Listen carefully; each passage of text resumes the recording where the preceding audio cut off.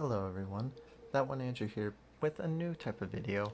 I actually recorded this video yesterday, but my phone had storage problems and it deleted everything. So that's fantastic. Um, as you can see, I have this book, Japanese from Zero, 1, Progressive Edition, and I'm going to start this new series where I'm going to learn and subsequently teach Japanese to my viewers. This is something that I've wanted to do for a very long time, and actually, I'm looking over right now, and I have 6 different Japanese learning books. 4 of them are in this series. This is book 1, and I have up to 4. I think there are more, but I only have up to 4, and then I have some hiragana and katakana, I think that's what it's called, worksheets. So maybe that's something that we can do in the future and stuff like that. I also have my iPad here with me. Instead of marking everything in the book, I'm just going to go ahead and write it on the iPad for multiple reasons. First, it's going to be easier for everyone else to see. And then also, I think writing out the problems and answers on here is going to help learn some more. Quick little... So this is what I did yesterday. Like I said, I recorded this video yesterday, and I ran out of storage, and YouTube was like, goodbye, it's going to delete it. So that's fantastic. But we are learning counting, and that's what we're going to do today. We're going to try to do a chapter per video, and there's actually quite a bit of chapters in this. It is a real worksheet book. It's a textbook. I think there are 13 lessons, and that's over 200 pages, almost 250 pages long. So I'm going to do my best to do a chapter per video, depending on how much storage I have in my phone, and then also how long that takes. If this takes an hour, I think that's okay. An hour's okay time, but anything like up to 2 hours, I think might be a little too much. But now that we got all the introduction out of the way, we're going to go ahead and just get started. Before I go any farther, I don't know any Japanese at all. I can count a little to maybe 10, 100. After 100, I don't really know all my hundreds, but I do know how to count from 1 to 10, not even 0. I forget 0 all the time. So yeah, I'm learning this from scratch. So if you're someone that doesn't know any Japanese at all, and you're a little intimidated by this, don't worry. I'm right there with you. We're learning this together. All right. Let me know what you think of this too. I know I mainly focus on Persona stuff and video game stuff and things like that, but I thought it'd be cool to try to do something a little different. So over here we have an introduction. Now I'm not going to bore you with reading the whole introduction. It's really just saying that this is a step-by-step guide, and it's not just teaching you Japanese, but it's teaching you how to read, write, and say Japanese. Now that saying part is going to be the hardest part for us because this is a textbook, and the textbook can't talk, but it does have some pronunciation. So we're going to learn hiragana, and then katakana, and then kanji eventually. And over here we have some pronunciation: hiragana, katakana, and then kanji. And if you know anything about those, hiragana is kind of like the alphabet system. Kanji is characters that have specific meanings. I don't remember what katakana, it says they're phonics characters, so they're a little more complicated. I think hiragana is the one that we're going to really focus on. I might just do this for now. That way you guys can kind of see, and then whenever we need the iPad, we can just scoot it over. Alright, so over here we have our vowels. And in the vowels, we have A, I, U, E, O, kind of like in English. But they're pronounced a little differently. So A is A, as in father. Aka. Aki is red. I is E, as in sea. Inochi is the example, which means life. U is U, as in zoo. Uma, that means horse. E, as in men. Ebi, that's shrimp. And then O, as in boat. Otoko, that's how you say man. So down here, we have some we have some what do you call them? Phonics, pronunciations. They have ka, ki, ku, ke, ko, sa, shi, su, se, so, pa, pi, pu, pe, po, ba, bi, bu, be, bo, na, ni, nu, ne, no, ga, gi, gu, ge, go. So it's important to remember that an I isn't like, it doesn't ever go it's E, always, it's E. U is U, E, O is O, and then A is A. So down here, we have the Roman letters and what they actually sound like. So KA isn't K, it's Ka. SHI is Shi, TSU is Su, NE is Ne, and PO is Po. And then we have some examples of here. Ka, mosquito. Shiru, to know. Tsuru is a crane bird. Neko is a cat. And Tenpopo is a dandelion. Up here we have the double vowels. So adding double vowels sometimes, okay, so let's just read it. In Japanese, it is common that sounds will be lengthened. For example, in some words, you will see a sound such as KA followed by an A or NE followed by an E to lengthen the sound. Some books will represent the lengthening sound with a straight line, but this book, it just adds the letter. So for this, A is in father. Okasan. I, Ohisan. U, Zutsu. So that's a good example. So when you say Z-U-T-S, that's Zuts. And then that W at the end is Zutsu. E, Onisan. O, Mofu. So that one added the U. So OU is the same as OO. Or not exactly the same, but it's extending. Down here, we have some more example words. Kaiotsu is common. Sento, sugar. Haiwa, peace. Yasashi, kind. Otosan, father. Obasan, grandmother. Sensoi, war. Isogashi, busy.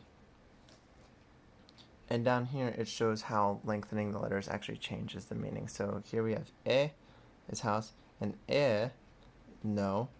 Obasan is aunt, but Obasan is grandmother. Ohisan is uncle, but Ohisan is grandfather. So you extend that, and that changes the word. It's kind of funny. It's like in America, if you said, I want rice, that means rice. But if you said, like, I want rice, it's like, we got the rice. And then here's some more examples. We got roku, roku, uta, uta, mata, mata. All right, now let's get into the numbers. This is still pre-lesson. This is B. So our basic numbers 0 through 10, they go re or maru or zero. There's different ways to say 0. I think re might be the best one to do. Re, ichi, ni, san, yon, go, roku, nana, hachi, kyu, ju. So down here, it talks about the different versions, and the different versions are there because 4 and 9 have different meanings. Kind of like she means death. So that's why I always say yon, because she is going to be the exception sometimes. You don't always say she, but you can always say yon. Same with ku. Ku means suffering, so that's why I say Q, because Q will probably always be the preferred way to say it instead of ku.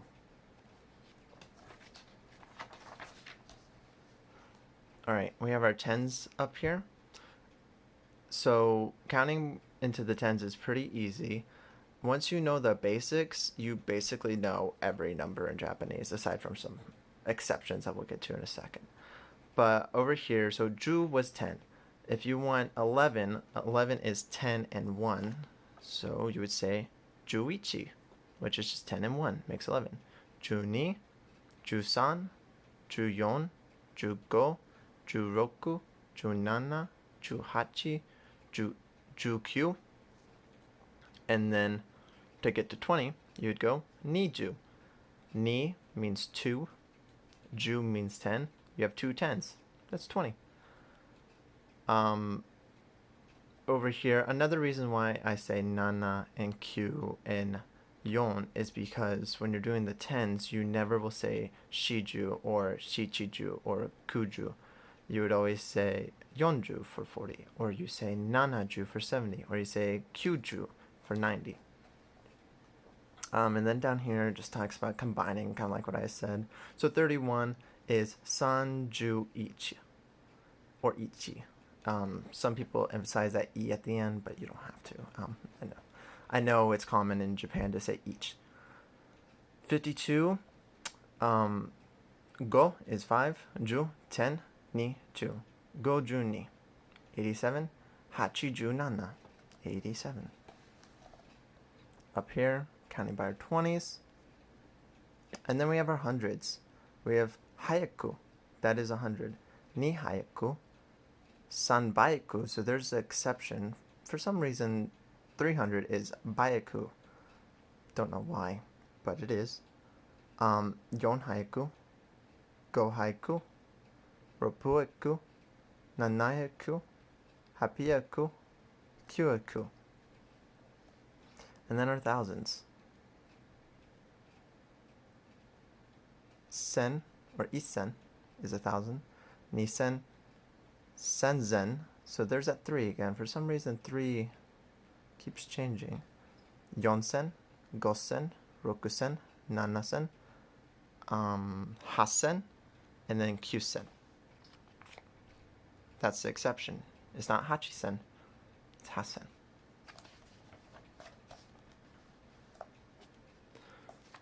Alright, over here, 222. Ni haiku ni ju ni. 555. Go haiku go ju go. 888. Remember, it's not hachi haiku, it's hapiaku hachi ju hachi. 4,444 is yon sen, yon haiku, yon ju yon. A lot of yons. Nana sen, nana haiku, nana ju nana. 7,777. And then they mix it a little bit. Okay, over here we have our lesson activity.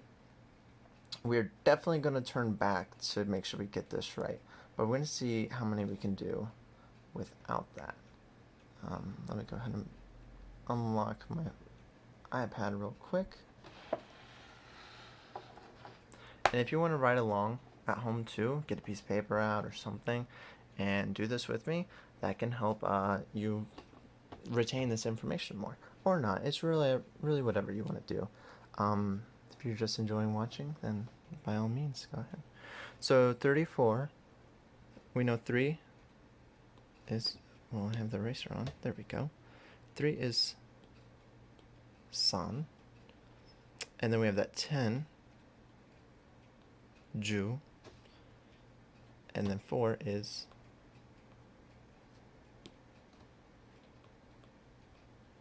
yon. Sanju yon. 34.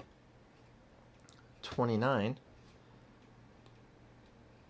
Ni. Ju. Q.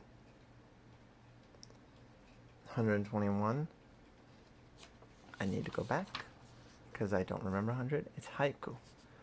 Hayaku.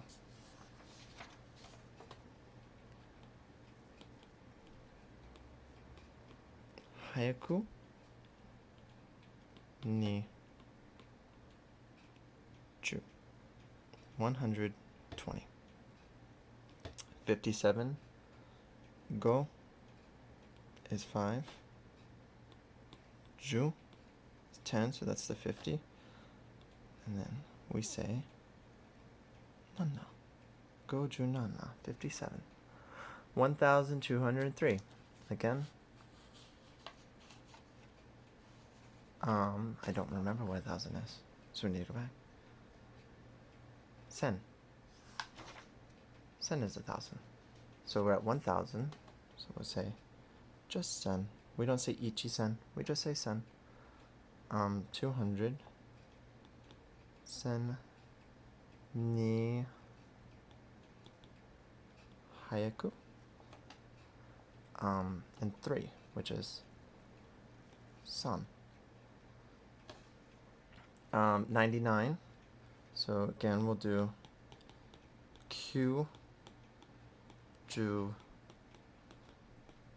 Q. Next page, 932. So we got that Q, and then it was Hayaku, correct? Let's make sure. Yep, Hayaku. Oh, we need to make sure also that we're, yeah. So for 900, you never say ku haiku, you always say Q haiku. 932. San ju ni. 932. Let's do 3 more. So 59 is go ju. I don't know why I wrote that capitalized. I don't know if it makes a difference to capitalize it or not, but we've been keeping let's keep it cohesive. Go ju Q. 392. I think 300, that's at 3. So I don't think it is san haiku. I think it is san baiku. So 300 is san baiku.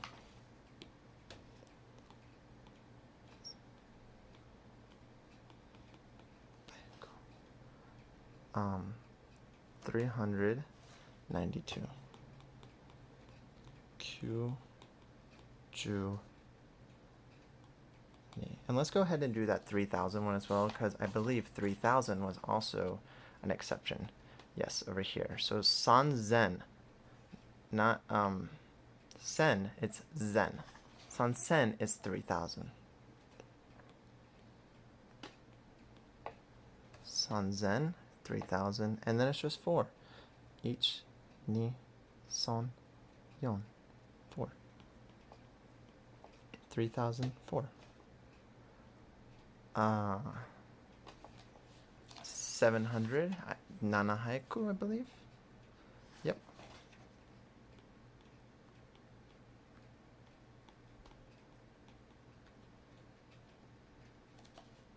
80 is hachiju, right? I believe, yes, it is. I'm starting to second guess myself now, even though I know them.